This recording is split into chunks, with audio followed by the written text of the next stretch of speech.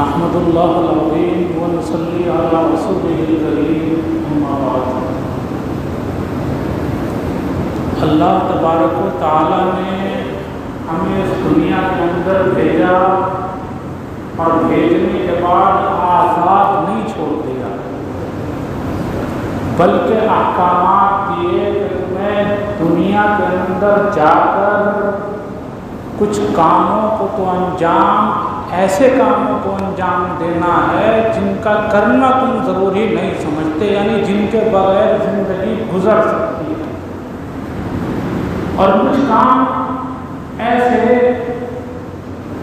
کہ جن کے بغیر زندگی نہیں گزرتی تو ان کا طریقہ بتا دیا۔ اب ان کی اگر پوری تفصیل دیکھی جائے تو دو طرح کے کام ہیں، ایک حلال اور ایک حرام۔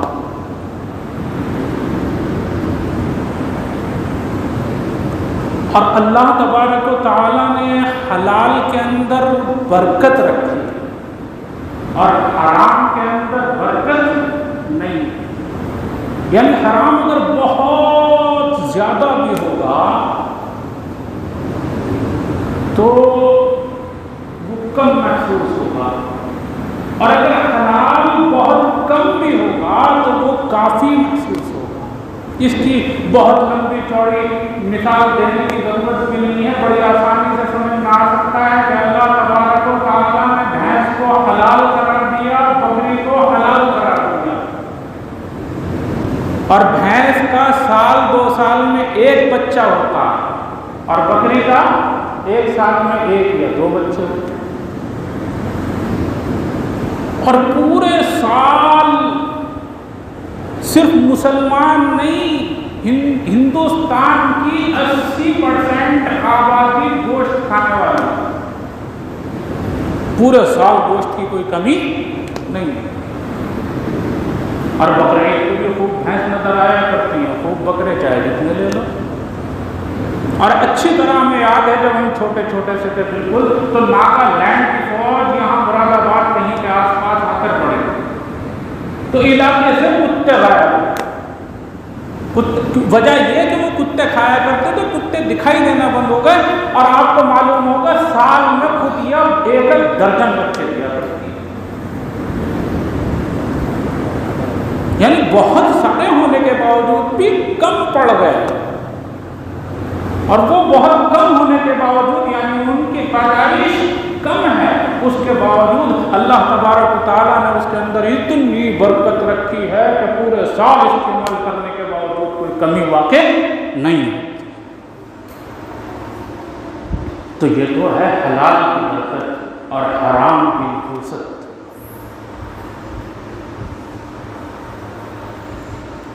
لیکن میں تو بتانے کے لیے آیا، اور بتانے کے لیے جب سوچا تو اصل میں ہوتا یہ ہے کہ جب آدمی چلے اور اللہ کے دین کی بات کو سمجھانے کا ارادہ کرے تو اس کا دماغ پریشان ہو جاتا ہے، سمجھ میں نہیں آتا کہ اتنی ساری برائیاں ہیں ہمارے معاشرے کے اندر، اتنی ساری برائیاں، اور ہر ایک دوسرے سے زیادہ زبردست محسوس ہوتی ہے کہ کون سی چھوڑ دو اور کس کو بیان کرو۔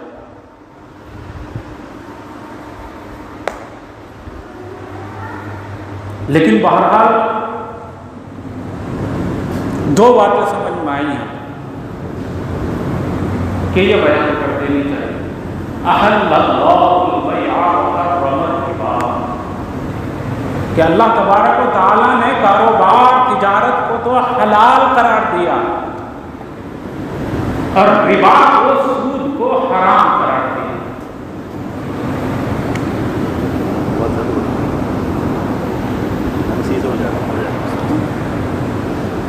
سود کو حرام قرار دیا،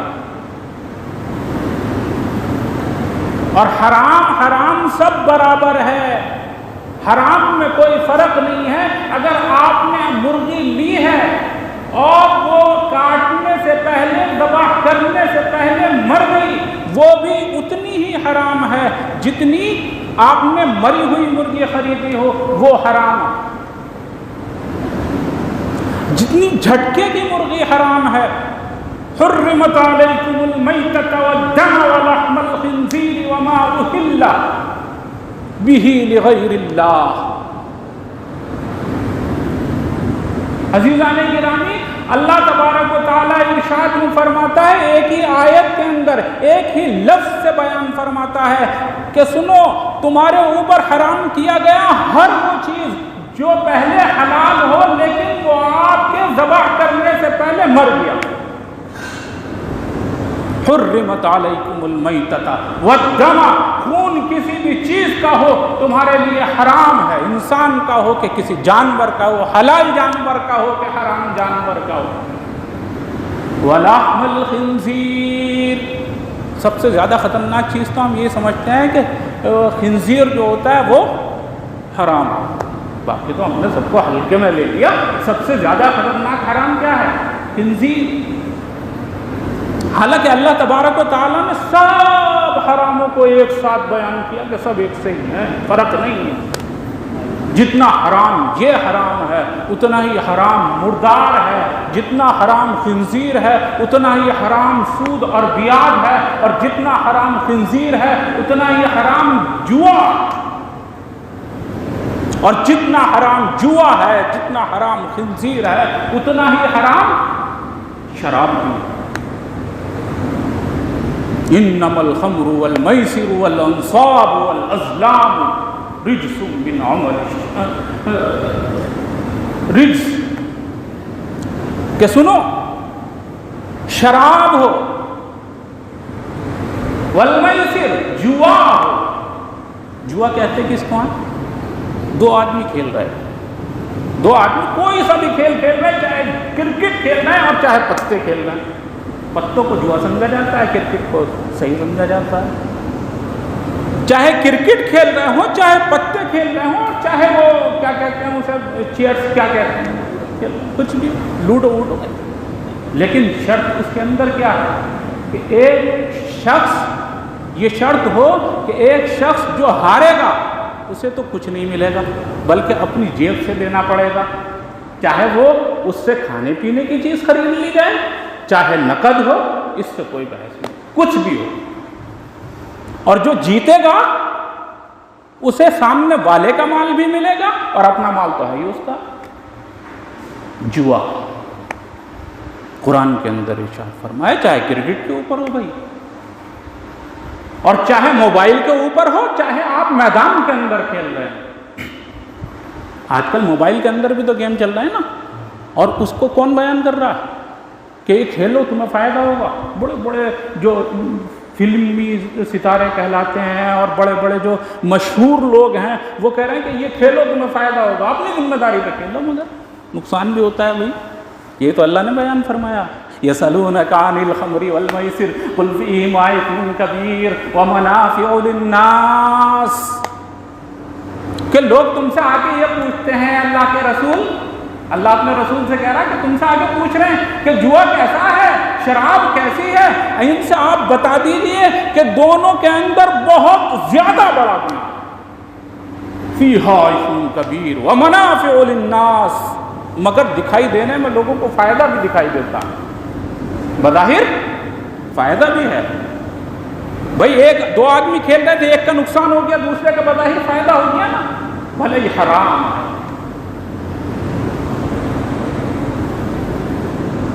جوا، چاہے آپ موبائل میں جوا کھیلیں، چاہے چٹائی پر بیٹھ کر پتوں کے ذریعے جوا کھیلیں، چاہے لوڈو کے ذریعے جوا کھیلیں، چاہے لوڈو موبائل کے اندر کھیلیں، چاہے کرکٹ میدان کے اندر کھیلیں، چاہے موبائل کے اندر کرکٹ کھیلیں، ہر صورت میں جوا جوا ہے، بدلتا نہیں۔ چاہے اس کو پروموٹ کرنے والا بڑے سے بڑا پردھان منتری کیوں نہ ہو، حرام تو بہرحال قرآن کی آیت ہے، قرآن سے ساتھ، انما الخمر والمیسر والانصاب۔ اور یہ جو بت ہوتے ہیں نا، یہ بھی حرام ہے، یہ بھی گندگی ہے، یہ بھی کوئی اچھی چیز نہیں ہے۔ آج کل ہمارے معاشرے میں یہ سمجھا جاتا ہے محنت کا کما رہا، محنت کا کھا رہا، کوئی چوری کر کے تو نہیں لا رہا۔ ایک آدمی جو چوری کر رہا ہے کیا وہ محنت نہیں کر رہا؟ اس سے پوچھو کتنا اس نے دماغ لگایا ہوگا چوری کرنے میں۔ لیکن چوری کرنا بھی حرام ہے۔ اللہ تبارک و تعالیٰ نے جس چیز کو حرام قرار دے دیا اس میں آپ چاہے جتنی محنت کر لیں، حرام ہے تو حرام۔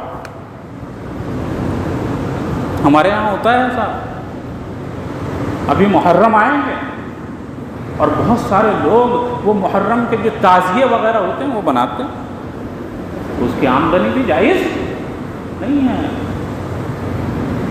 وہ چلتے ہیں کیا کانوڑ، وہ بنا کے کون دے رہا؟ کوئی غیر مسلم بنا رہا، سب مسلمان بنا کے۔ آپ ان کی عبادت میں، ان کی پوجا میں ان کی مدد کر رہے ہیں، حرام طریقے سے آپ اللہ کا دیا ہوا رزق کھا رہے ہیں۔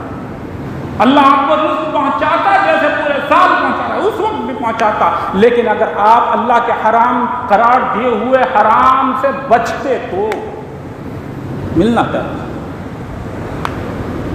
والانصاب والازلام۔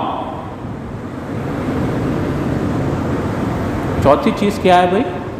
چوتھی چیز بیان کی اس آیت کے اندر اللہ تبارک و تعالیٰ نے، بہت مختصر لے کے چل رہا ہوں بس۔ کیا چوتھی چیز بیان کی اللہ تبارک و تعالیٰ نے؟ پہلے زمانے میں ایسا ہوا کرتا تھا کہ تیر کے ذریعے فال نکالا کرتا تھا۔ اس کی مثال بتاؤں کیا ہے؟ سٹا۔ سٹے کے اندر کھیلنے والا، وہ پیسہ جیتنے یا ہارنے والا کھیلتا نہیں ہے، کھیلتا دوسرا ہے، اور پیسہ کون لگا رہا؟ یہ کہ اگر اس نے اس گیند پہ چھکا لگا دیا تو میں 10 روپے یا تو ہار جاؤں گا یا مجھے 1000 روپے دے دیں۔ یہ تو ہے سکتا۔ ڈریم 11 بالکل حرام، پروموٹ چاہیے۔ ہمارے نوجوان اس میں بہت زیادہ مبتلا ہیں بھائی، بالکل حرام۔ کھیلنے والے دوسرے کھیل رہے ہیں، میدان کے اندر کھیل رہے ہیں، آپ موبائل کے اندر سٹا لگا رہے ہیں، ادھر وہ میدان کے اندر کھیل رہے ہیں، ادھر آپ بیٹھے ہوئے کھیل رہے ہیں کہ اگر یہ والی ٹیم جیت گئی تو اتنے پیسے میں لگاتا ہوں، اور اس کے بدلے میں جیتنے والی ٹیم، یہ اگر ٹیم جیت گئی تو اس کے بدلے میں اتنے پیسے تمہیں دینے ہوں گے، اور اگر ہار گئی تو جتنے پیسے میں نے لگا دیے وہ تمہارے۔ والازلام، سب شیطانی کام، ان سے بچنا ہے۔ اور کیسے بچنا؟ بالکل اس طریقے سے بچنا ہے جس طریقے سے ہم بچتے ہیں خنزیر سے، خنزیر کے گوشت سے۔ کیونکہ حرام میں بھائی کوئی فرق نہیں ہوتا۔ اگر ہمیں پتہ چل جائے کہ فلاں آدمی نے جو شادی کی ہے اس شادی کے اندر جو مرغیوں کا گوشت فراہم کیا جا رہا ہے وہ تلا ہوا بھی ہے، وہ بریانی کے اندر بھی ہے، اس کے طرح طرح کے سالن بھی بنائے گئے ہیں، لیکن تمام کی تمام مرغیاں مری ہوئی تھی، کوئی مسلمان نہیں جائے گا۔ لیکن اگر یہ معلوم ہو جائے کہ یہ جو شخص ہے لے کے تو ذبیحہ مرغی ہی آیا ہے، ذبح کی ہوئی مرغی ہی اس نے خریدی ہیں، لیکن اس نے جو پیسے دیے ہیں وہ ہیں جو اس نے سود اور بیاج کی شکل میں کمائے تھے، جو بیاج اور وہ کیا نام جوئے اور سٹے کی شکل میں کمائے تھے، تو پھر ہم میں سے کوئی بچنے والا نہیں دکھائی دیتا۔ سب سے آگے لائن میں کھڑے ہوئے دکھائی دیتے ہیں، سب سے زیادہ ہڈیاں میری پلیٹ۔ جس طرح اس سے بچنا ہے اسی طرح اس سے بچنا۔ بہرحال میں عرض یہ کر رہا تھا، یہ تو بیچ میں آ گئی بات، احل اللہ البیع وحرم الربا۔ حرام تو سب برابر، جیسے سود، جیسے اور دیگر چیزیں میں نے عرض کی آپ سے، لیکن ایک چیز حلال بھی تو قرار دی ہے۔ کیا؟ احل اللہ البیع، تجارت کو اللہ تبارک و تعالیٰ نے حلال قرار دیا۔ اور حلال کے اندر بھی دو چیزیں ہوا کرتی ہیں، ایک تو ہوتی ہے عبادت اور ایک ہوتی ہے اطاعت۔ ایک ہوتی ہے عبادت اور ایک ہوتی ہے اطاعت۔ عبادت تو جیسے ہم نماز پڑھ رہے ہیں اللہ تبارک و تعالیٰ، اور دوسرے کیا ہے؟ اطاعت، اللہ تبارک و تعالیٰ کی بات ماننا اس چیز کے اندر جس میں اللہ تبارک و تعالیٰ نے حکم نہیں فرمایا کہ یہ کرنا ہی ہے۔ مثال کے طور پر ایک آدمی تجارت نہ کرے، وہ کیا نام نوکری کر لے تو ضروری تو نہیں ہے، تو یہ حلال ہے اطاعت، لیکن کرنا کس طریقے سے؟ اس طریقے سے جس طریقے سے اللہ تبارک و تعالیٰ نے کرنے کا حکم دیا، اور اگر اس طریقے سے ہم نے نہ کیا تو پھر یہ عبادت اور اطاعت نہیں ہوگی، یہ اطاعت نہیں ہوگی، یہ گناہ ہو جائے گا، یہ حلال نہیں رہے گا، یہ حرام ہو جائے گا۔ اور اگر ہم نے اس طریقے سے کر لیا جس طریقے سے اللہ تبارک و تعالیٰ نے کرنے کا حکم دیا تھا، تو یاد رکھیں آپ مسجد کے اندر فجر کی نماز پڑھ کر گئے ہیں اور عبادت و کاروبار کے اندر مشغول ہو گئے ہیں، تو آپ جب بھی اللہ کی عبادت میں ہیں، اللہ کے یہاں لکھا کیا جا رہا ہے؟ آپ اپنی چیز بیچ رہے ہیں، سامنے والا خرید رہا ہے، آپ اس سے پیسے لے رہے ہیں، اور اللہ کے یہاں لکھا جا رہا ہے کہ یہ بھائی اللہ کی عبادت میں مشغول ہے۔ کاروبار کریں تو ایسا کریں۔ اچھا وہ کاروبار ہے کیسا؟ بس یہ عرض کرنا، جھوٹ نہ ہو، دھوکہ نہ ہو۔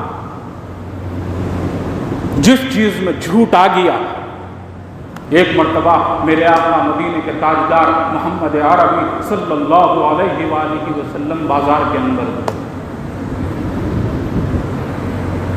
جب ہی بارش پڑی تھی، اسی ٹائم کی بات ہے کہ اللہ کے نبی علیہ السلام بھی بارش کے بعد بازار میں گئے تو دیکھا ایک جگہ غلے کا ڈھیر لگا ہوا ہے، بالکل سوکھا۔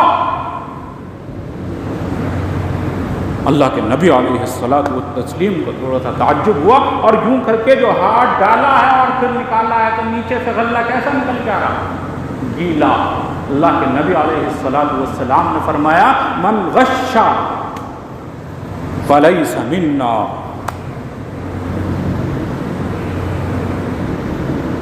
جس نے دھوکہ دیا، چاہے دھوکہ مسلمان کو دیا ہو کہ ہندو کو دیا ہو، جس نے دھوکہ دیا چاہے چھوٹے کو دیا ہو کہ بڑے کو دیا ہو، دھوکہ دینے کا ہم میں سے ہے ہی نہیں، ہم سے اس کا کوئی مطلب نہیں، کوئی واسطہ نہیں، تعلق نہیں۔ آپ اندازہ لگائیں کہ قیامت کا دن ہو اور سب لوگ بھاگے پھر رہے ہیں، کبھی ادھر جا رہے ہیں کبھی ادھر جا رہے ہیں کہ تھوڑی سی سفارش کر دیجیے ہماری بھی، تھوڑی سی سفارش کر دیجیے ہماری بھی، اور اس وقت تمام نبی ایک نبی کی طرف بھیج رہے ہوں، اور وہ نبی کے پاس جب آپ پہنچیں کہ ہمارے لیے بھی اپنے اللہ سے، اپنے رب سے کچھ تو ہماری سفارش کیجیے، اس وقت وہ نبی آپ سے کہتے ہیں کہ ہمارا تو ان سے کوئی تعلق کیا ہو۔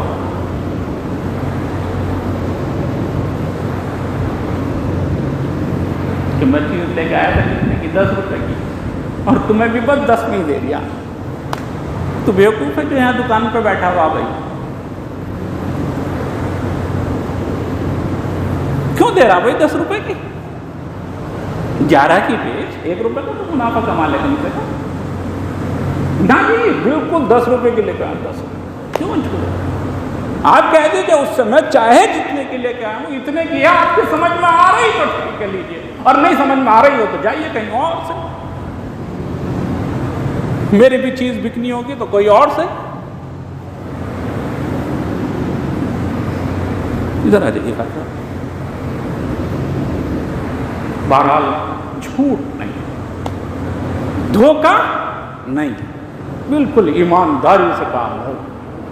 اگر ہم نے دھوکے بازی کی، جھوٹ سے کام لیا، تو ہم نے بعض صورت میں یہ ہے کہ جس طریقے سے سود اور بیاج حرام ہوتا ہے اسی طریقے سے وہ آمدنی بھی حرام ہو جائے گا۔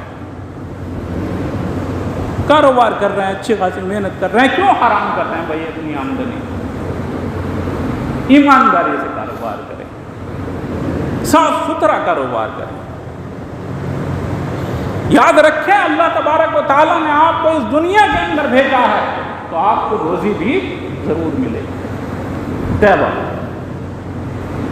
آپ کی روزی کہیں نہیں جانی۔ نہ دھوکہ نہ جھوٹ. اور کچھ کام تو ایسے ہوا کرتے ہیں، بس آخری چل رہا ہے،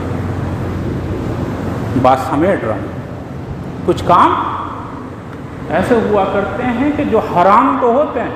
مثال کے طور پر جوا حرام ہے، شراب پینا حرام ہے، لیکن اس کا تعلق غیرت سے نہیں.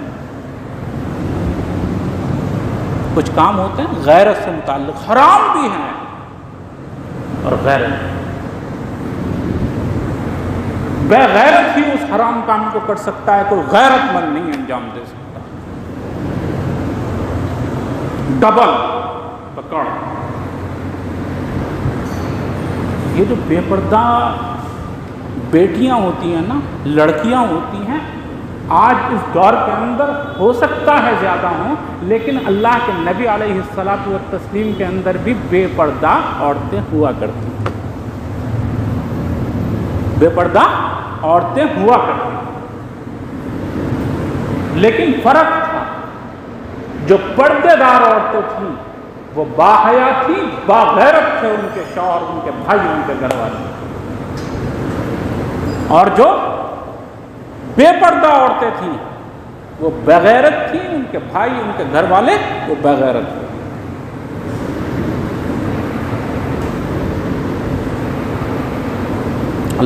حضرت عمر فاروق رضی اللہ تعالیٰ عنہ نے ایک سے فرمایا کہ القی عنک الخمار یا غفار.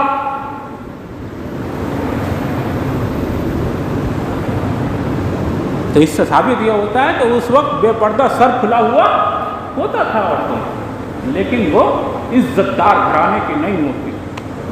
باغیرت بھائی کی بہن نہیں ہوا کرتی تھی، غیرت مند شوہر کی بیوی نہیں ہوا کرتی تھی، غیرت مند باپ کی بیٹی وہ نہیں. آج بھی اگر آپ دیکھیں، تھوڑا سا جائزہ لیں، تو جس گھر کی بیٹیاں، جس گھر کی لڑکیاں بے پردہ پھر رہی، ان کے شوہروں کے مزاج دیکھیں، ان کے اندر بغیرتی کوٹ کوٹ کر بھری.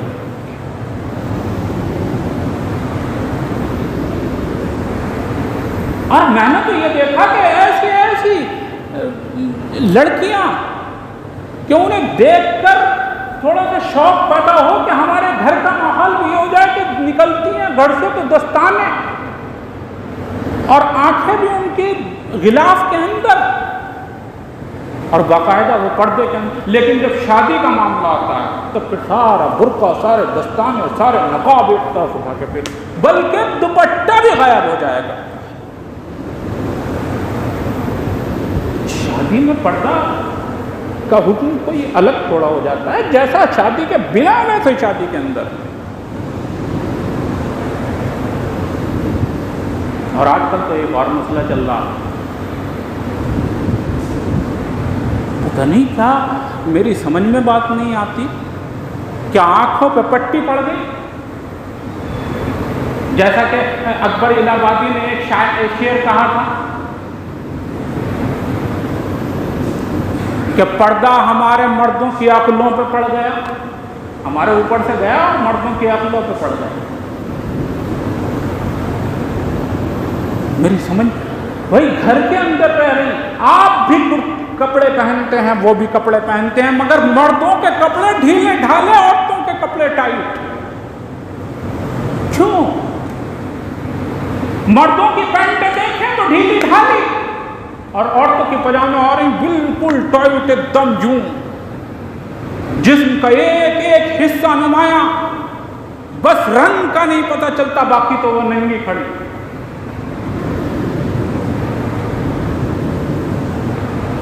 یہ لباس بالکل حرام ہے. جیسے مردوں کے لیے حکم ہے نا، ما اسفل من الکعبین من الازار فی النار، کہ جس نے چاہے اپنا کرتا ہو، چاہے اپنا پائجامہ ہو، چاہے اپنی پینٹ ہو کے لنگی ہو، ٹخنے سے نیچے لٹکائی. ایک صاحب مجھ سے پوچھنے لگے کہ صاحب ہم نے تو بڑے بڑے مولویوں کو دیکھا کہ ان کے ٹخنے چھپے ہوئے ہیں. میں نے کہا یار میری نظر سے نہیں گزر کہ میں نے دیکھا موزے پہن رکھے. ٹخنے چھپانا ضروری نہیں ہے مردوں کو، وہ ٹخنے کھولنا ضروری نہیں ہے مردوں کو. टखनों से नीचे कपड़ा न लटके ये ज़रूरी है। मौज़ों के ज़रिए छुप गए कोई बात नहीं, खुफ़ैन के ज़रिए छुप गए कोई मसला नहीं है, लेकिन नीचे से कपड़ा इतना न लटके कि उसके नीचे टखने आ जाए। ये तो मर्दों का हुक्म है कि टखनों से ऊपर रखना, मगर इस पर अमल कौन कर रहा? अमल हमारे घर की बेटियां कर रही हैं, बल्कि अमल से भी आगे अमल चल रहा उनका। आपके तो यहाँ तक हुक्म है कि कम से कम यहाँ तक हो, टखनों से ऊपर, और उनका यहाँ तक हो गया। औरत के बारे में तो औरत का मतलब ही यह है कि वो मस्तूर है, छुपी हुई है, उसको आपने खोल के सामने कर दिया। आप एक सोने का टुकड़ा लेते हैं, आप एक नोट लेते हैं, उसे भी छुपा के रखते हैं, गिनते हैं तो किसी के सामने गिनने के लिए तैयार नहीं। अगर किसी को दुकानदार को देने तो एक तरफ को निकाल के देते हैं, किसी की नजर न पड़ जाए, कहीं नजर न लग जाए। आपकी बेटियां इतनी सस्ती हो गई कि उन्हें बाजारों में उतार दी। अल्लाह समझ की तौफीक अता फरमा दे। ज़रूरत इस बात की है कि अपने घर का माहौल दीनी बनाएं। और दीनी बनेगा कैसे? औरत का तो यह है ना कि कम से कम, मैं पूरी बात कर दूं कि कपड़ा अगर पहने तो कैसा पहने कि जिसमें टखने क्या एड़ी तक उसका कपड़ा जा रहा हो, औरतों के लिए है, और ढीला ढाला होगा। और होगा कैसे ये मसला हल? कल हमारे अजीज़ साथी हैं मुफ्ती उवैस अहमद शिबली साहब, अल्लाह उनकी उम्र में बरकत अता फरमाए, इल्म में भी। उन्होंने एक मशवरा दिया बड़ा उम्दा, मैंने कहा वो मैं भी अर्ज़ करूँगा ज़रूर, कि भाई हर आदमी एक न एक आलिम से टच रहे, अपने मस्जिद के इमाम से या किसी और से जिससे दिल चाहे, और महीने में एक मरतबा उन्हें अपने घर पे बुला के दावत करते। चटनी से रोटी खिलाते नहीं, मत खिलाओ यार मुर्गा।